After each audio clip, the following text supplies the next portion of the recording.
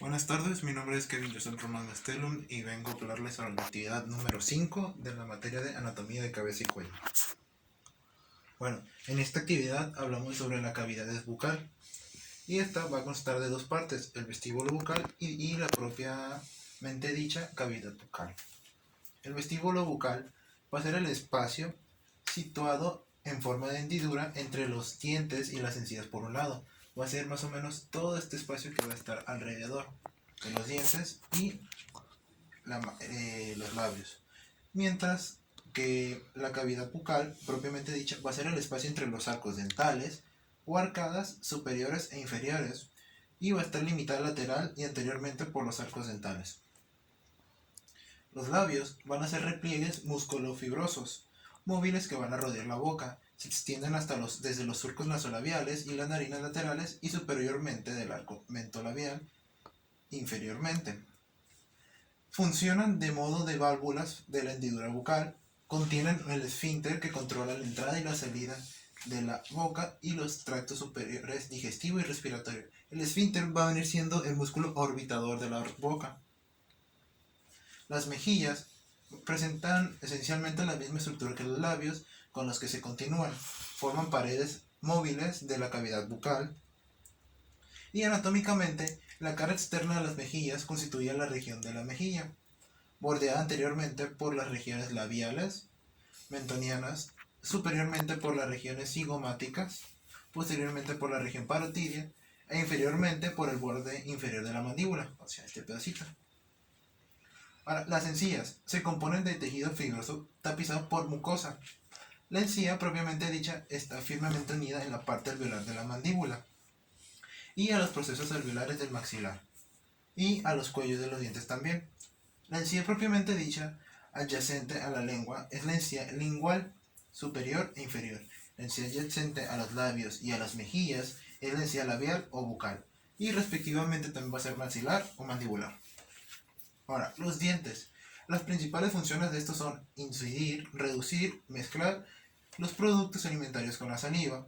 Aparte, va a ayudar a automantenerse en los alvéolos dentarios. Para ello, colaboran en el estudio y desarrollo desarrollo y protección de los tejidos que los sustentan. Aparte, sirven para la articulación de la palabra. Estos se disponen, como anteriormente dije, en los alvéolos dentarios y se utilizan para la masticación como ayuda en la articulación anteriormente dicho. Los tipos de dientes se distinguen por sus características: incisivos, caninos, premolares y molares. Los incisivos van a tener bordes delgados y cortantes. Los caninos van a estar formados por un cono prominente. Los premolares van a ser con 2 cúspides, mientras que los molares van a ser con 3 o con más cúspides. Ahora, las partes y la estructura de los dientes. Bueno, los dientes se van a componer de corona, cuello y raíz. La corona va a ser la que sobresale sobre la encía, el cuello va a estar entre la corona y la raíz va a estar unida al alvéolo dentario del periodonto. El número de raíces va a ser variable, depende del diente o depende de la persona también. La mayor parte del diente va a estar constituida por dentina, una cubierta por el esmalte sobre la corona y por el cemento sobre la raíz. La cavidad pulpar contiene tejido conectivo, vasos sanguíneos y nervios. Sería más que nada como el corazón del diente. El conducto radicular va a dar paso a los nervios y los vasos que entran y salen de la cavidad pulpar a través del foramen apical. Los alvéolos dentarios son las estructuras esqueléticas que van a experimentar un mayor cambio a lo largo de la vida y se van a hallar en los procesos alveolares del maxilar y la parte alveolar de la mandíbula. Las raíces de los dientes van a estar unidas al hueso del alvéolo por una suspensión elástica que forma un tipo de articulación especial fibrosa denominada sintesmosis dentalveolar o gónfosis. Y el periodonto va a estar compuesto por fibras de colágeno que se extienden entre el cemento de la raíz y el periósteo del alvéolo. Bueno, los dientes también se van a vascularizar, ya que necesitan ser alimentados y para estar saludables. Las arterias alveolares superiores e inferiores son las que van a empezar con la vascularización. Son ramas de la arteria maxilar, van a irrigar a los dientes maxilares y mandibulares respectivamente, mientras que las venas alveolares van a acompañar a las arterias, y los vasos linfáticos de los dientes y las encías van a drenar principalmente en los nódulos linfáticos submandibulares. Bueno, también van a tener inervación. Estos nervios van a ser el maxilar, donde sus ramos cercanos a los dientes se llaman nervios alveolares superiores, y en el nervio mandibular, siendo sus ramos dentarios del nervio alveolar inferior y el ramo incisivo del mismo nervio. También los ramos con denominación de los nervios alveolares superior e inferior van a dar lugar a los plexos dentarios, que van a inervar los dientes maxilares y mandibulares. Ahora, el paladar va a formar la pared superior de la boca y la pared inferior de las cavidades nasales. Va a separar la cavidad bucal de las cavidades nasales y nasofaringe, o la parte de la faringe superior al paladar blando. La cara superior del paladar está compuesta o cubierta por una mucosa respiratoria, mientras que la cara inferior va a estar por una mucosa bucal densamente poblada por glándulas. Este también se divide en dos regiones. Uno va a ser el paladar duro y el otro el paladar blanco. El duro va a ser abovedado y va a estar ocupado principalmente por la lengua cuando se encuentra en reposo. Va a abarcar los 2/3 anteriores y va a poseer un esqueleto óseo formado por los procesos palatinos de los maxilares y las láminas horizontales de los huesos palatinos. Mientras que el paladar blando va a ser el tercio posterior móvil del paladar. Este va a estar suspendido al borde posterior del paladar duro, va a carecer de esqueleto, pero sin embargo su porción aponeurótica anterior está fortalecida por la aponeurosis palatina, que se va a unir al borde posterior del paladar duro. También presentará posterior inferiormente un borde libre curvo, del cual pende una articulación cónica llamada la vulva, que normalmente también se dicen como campanilla. Y lateralmente se va a continuar con la pared de la faringe y se va a unir con la lengua y la faringe mediante los arcos palatogloso y palatofaringio. Las fauces van a ser el espacio comprendido entre la cavidad bucal y la faringe. El istmo de las fauces es el corto espacio constrido que establece conexión entre la cavidad bucal propiamente dicha y la bucofaringe. Como anteriormente le dije, el paladar, en su paladar blando, va a también tener músculos, que son el tensor del velo, el elevador del velo, el palatofaringio y el músculo de la úvula. El tensor del velo, como su nombre dice, va a tensar el paladar blando y va a abrir el orificio de la tuba auditiva durante la deglución y el bostezo. Por eso cuando comemos o bostezamos se nos abre el oído o se nos... se nos abre el oído o se escucha más con el mismo oído. Y el elevador va a elevar el paladar blando durante la deglución y el bostezo. El palatogloso va a elevar la parte posterior de la lengua y tira del paladar blando hacia la lengua. El palatofaringio va a tensar el paladar blando y tirará de las paredes de la faringe superior, anterior y medialmente durante la deglución. Por último, el músculo de la úvula es el que va a cortar la úvula y tirará de ella superiormente. Bueno, ahora que ya hablamos de los dientes, del paladar, y la cavidad bucal, las encías, los labios, la mejilla, toca hablar de las partes dentro, que es la lengua. Va a ser un órgano muscular móvil cubierto por mucosa que puede adoptar una serie de formas y posiciones. Sus principales funciones son la articulación y la introducción de los alimentos en la bucofaringe como parte de la deglución, y también participa en la masticación, el gusto y la limpieza bucal. Esta va a tener partes y caras. Sus partes va a tener una raíz, un cuerpo y un ápice. El ápice va a ser el punto o el vértice de este mismo. Posteriormente se los voy a ir contando. Bueno, la raíz es la porción posterior fijada que se extiende entre la mandíbula y el hueso hyoides y la cara posterior de la lengua. Va a ser casi vertebral. El cuerpo va a estar constituido aproximadamente por sus 2/3 anteriores, entre la raíz y el ápice.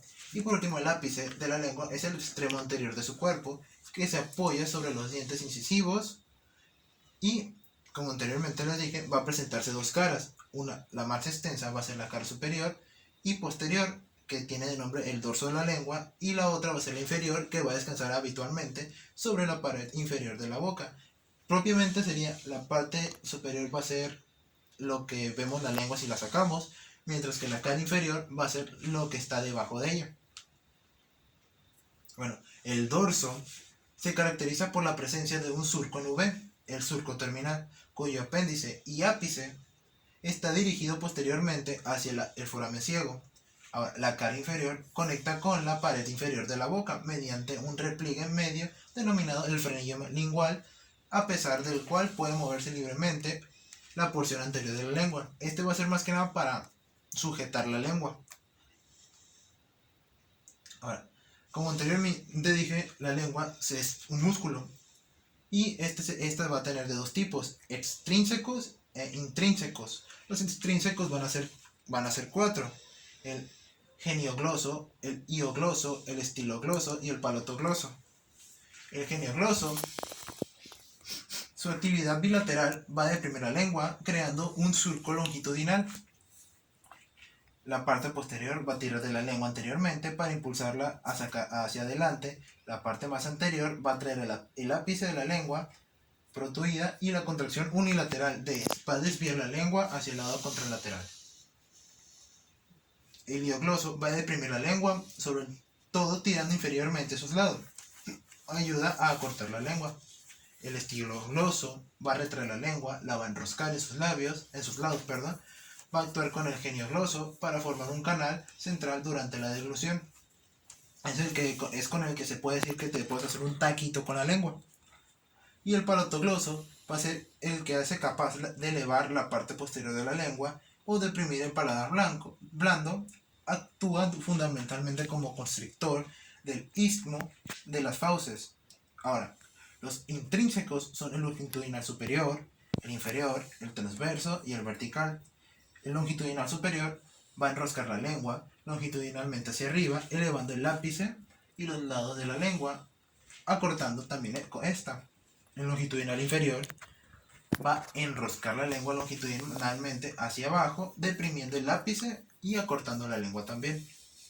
El transverso va a estrechar y alargar la lengua, y el vertical va a aplanarla y ensancharla. Estos van a ser lo contrario del uno que del otro. Si este la estrecha, este la ensancha, y si este la alarga, este la aplana.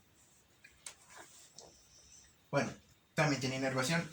Todos los músculos de la lengua, excepto el palatogloso, va a recibir inervación motora del nervio hipogloso, ya que el palatogloso va a ser inervado por el plexo faríngeo. En cuanto a la sensibilidad general, la mucosa de los 2/3 anteriores, sería más o menos hasta aquí, de la lengua va a estar inervado por el nervio lingual. Y para el gusto, con excepción de las papilas circunvaladas, va a recibir inervación de la cuerda del tímpano. La mucosa del tercio posterior de la lengua y las papilas circunvaladas van a recibir inervación del ramo lingual del nervio glosofaríngeo. Para la sensibilidad es general y para el gusto también. Este va a darle todo. Va a sentir temperatura, gusto y tacto. Pero también va a haber unas pequeñas ramas del nervio laringio interno, aportando casi toda la sensibilidad general y a lo largo del gusto a una pequeña área de la lengua situada inmediatamente anterior a la epiglotis. Su vascularización va a ser dada por las arterias de la lengua procedientes de la arteria lingual, que al entrar va a escurrir profundamente al músculo iglioso, y las arterias dorsales de la lengua van a irrigar la raíz, y las arterias profundas de la lengua irrigarán el cuerpo de la lengua. Y las venas son las venas dorsales de la lengua, que van a acompañar a la lengua, a la arteria lingual, y las venas profundas de la lengua van a discurrir posteriormente junto al frenillo lingual y van a desembocar en la vena sublingual. Aquí están las venas y aquí se pueden ver las arterias. Es común que las arterias y las venas se acompañen unas con otras. Ahora, las glándulas salivares van a incluir las parótidas, las submandibulares y las sublinguales. Van a secretar un líquido transparente, insípido, inodoro y viscoso denominado saliva. Además de las principales, existen pequeñas glándulas salivares accesorias que van a estar dispersas por el paladar, los labios, la mejilla, las tónsilas y la lengua. Ahora, vamos a hablarles sobre las sublinguales.